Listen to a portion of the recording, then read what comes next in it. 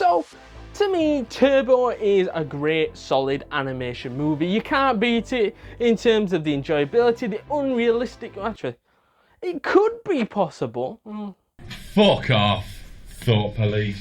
No, it's really not realistic, is it?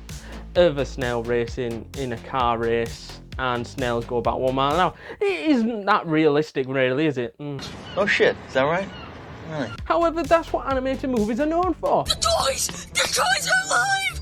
Although, I would say that this plot is very reminiscent of that of Ratatouille. And that's not a bad thing. I just think that both stories are very unrealistic, because is a rat gonna start cooking my food?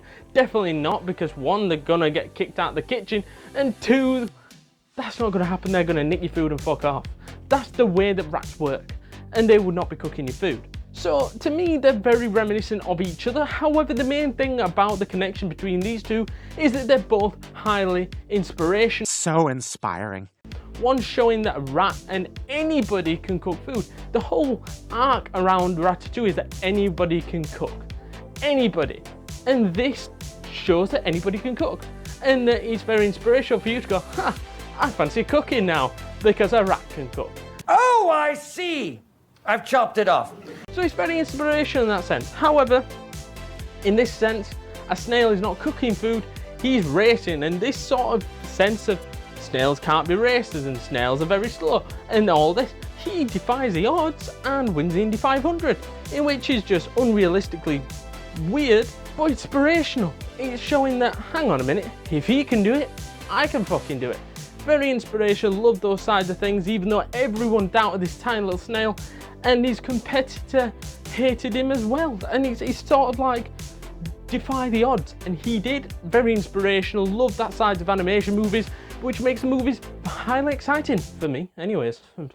Who doesn't love an unrealistic story that's very inspirational? I think also the best part probably about this movie is that the actual phrase of "you should never meet your heroes" gets presented throughout this movie, of Turbo, who looks up to Gagne, and he's been able to watch the Indy 500 and he's taken notes of what he is. He looks up to him and everything like that, but when he meets him, he sees him as competition, he sees him as an annoying prick, and he sees it, you're stealing my limelight, you're stealing my time to shine because you're a fucking snail. And to me, I like that, because it is true. If you meet your heroes, they might not be as nice as you fucking think they are. And when you meet them and talk to them, you might go, He's a bit of a knob, isn't he?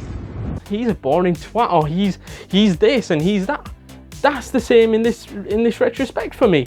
I think it shows that not everybody's gonna be how you imagine them to be.